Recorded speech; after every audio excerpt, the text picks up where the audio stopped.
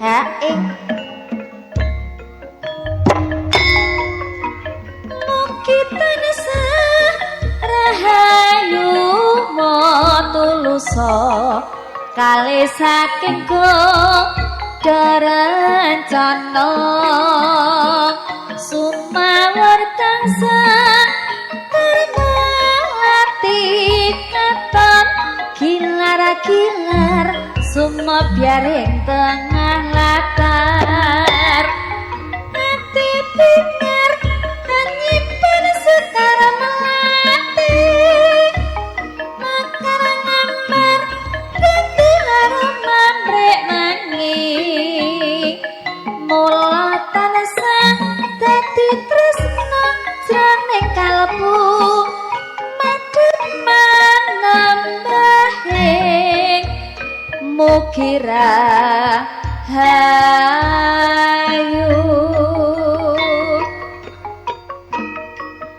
arom arom mangalati saya peni rinancit karya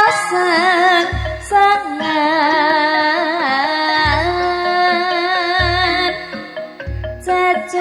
cacunduke sinawatan ambasani jroning jas mangesti mugi rahayu rujakna karujaing para sarjana ajeng ayu dimet lestari widodon rujak undi bumbuning pica sawiji hati-hati ngati blenjani janji yo mas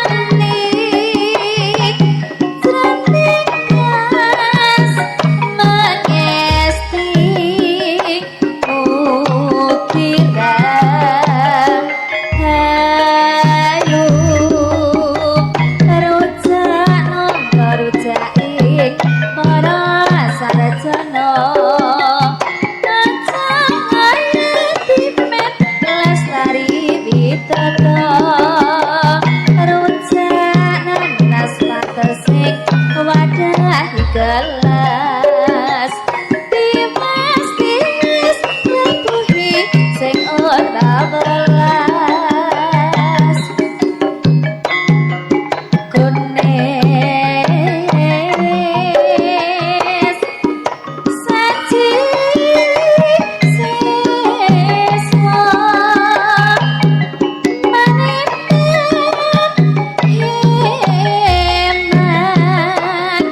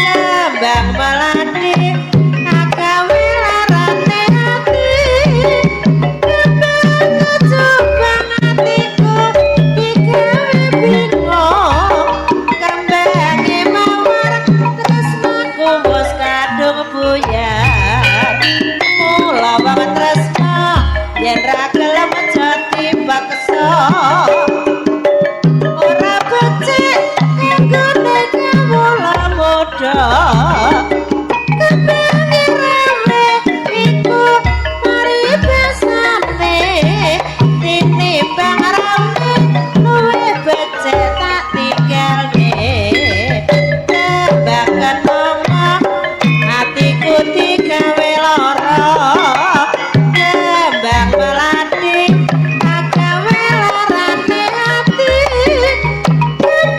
kecoba hatiku digawe bingung kembange mawar tresnaku wis kadung buyar mula wong tresna yen ra gelem jangkak paksa ora becik kanggone para wanita kepengen rewe iku mari besane tinimbang rame luwe becik tak tinggalne.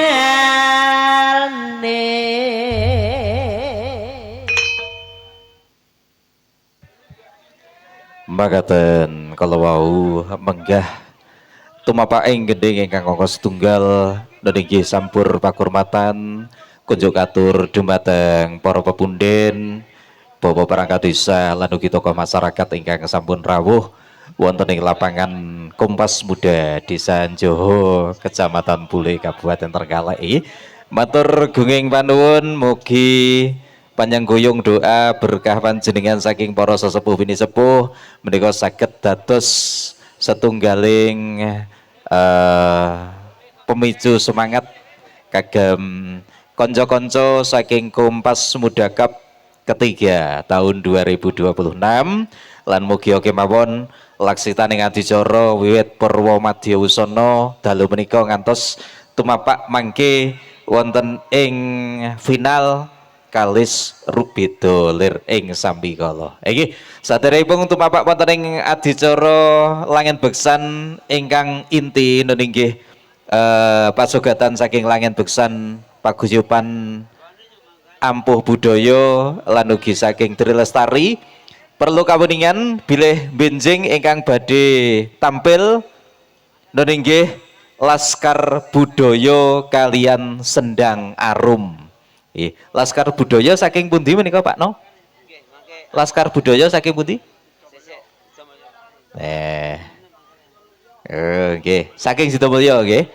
Nggih, Laskar Budaya saking Karangrejo Sidomulyo lan Sendang Arum saking pundi Pak Sendang Arum? Mahku dhewe. Aku apa sendang to Pak? Pak Karidi. Iki bolo dhewe nggih. Oh ngaten nggih. Lah dipasang MC-ne malah ora diparingi pripun to Pak Non jenengan. Nggih. Menika nggih. Monggo sampur kasumadyaken. Nggih. Sampur kasumadyaken lan mangke tinata rumiyin makaten nggih. Dadi saderengipun gending katuraken kasuwun menika dumateng peserta menika sampun sumadya wonten ing lapangan makaten nggih wonten ing papan ingkang sampun kasediaaken wonten ing sasana budaya nggih margi menika lapangan poli nggih sasana budayane ya lapangan poli makaten nggih dados menika mangke monggo sampur saged ka napa menika saged kadumaken mangke sasampunipun sedaya pikantuk. Oh ngaten, sampur nek sampun jejer. Nggih, monggo nek ngaten saged tumuju wonten ing sasana budaya dhumateng kanca-kanca saking Ampuh Budaya ingkang mijil saking tlatah Ngrandun Jawa lan ugi kanca-kanca saking Tri Lestari Budaya ingkang mijil saking tlatah Padangan Sidomulyo. Monggo.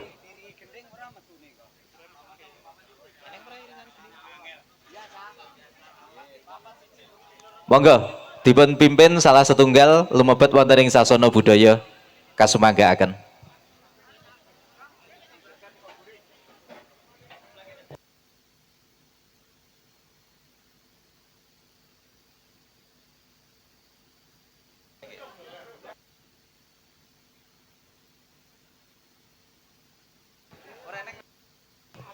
Iki pangapuntenipun benjing nika pengrawite ken nabuh kebo giro sakniki.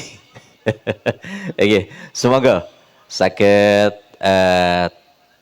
lumebet wonten ing sasana budaya kanca-kanca saking Tri Lestari menika mapan lenggah wonten ing sisih ler inggih sisih ler lapangan wontene saking ampuh budaya ingkang mijil saking tlatah Krandu menika wonten ing sisih kidul saking lapangan Kompas Muda Desa Njoho inggih.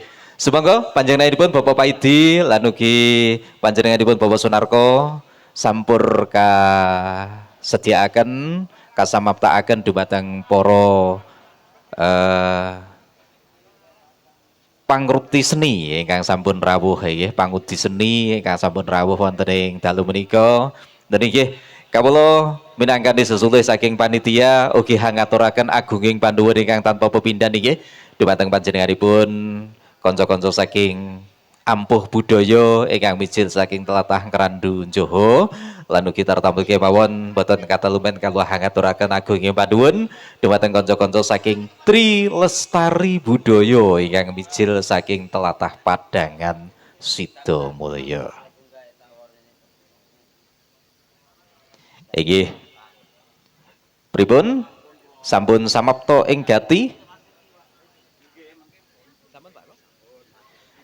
dan inggih sasampunipun samapta ing gati sawega ing giri sumangga dipun pirsani kados pundi olah kridanipun para prayoga ingkang mijil saking paguyuban Langen Tayub ampuh budaya ingkang mijil saking tlatah Krandu Njoho Pulitan kalih lan ugi para paraga ingkang mijil saking paguyuban Langen Tayub Tri Lestari Budaya ingkang mijil saking tlatah Padangan Sidomulya. Dumateng sagung para tamu, para lenggah, para rawuh ingkang satuhu dahatur kinurmatan sepindah malih dumateng panjenenganipun Bapak juri kawula aturaken agunging panduwun sumangga kados pundi Allah olah kridanipun para paraga kita pirsani sesarengan kalian MA Pro Audio. Sumangga kasemanggaken.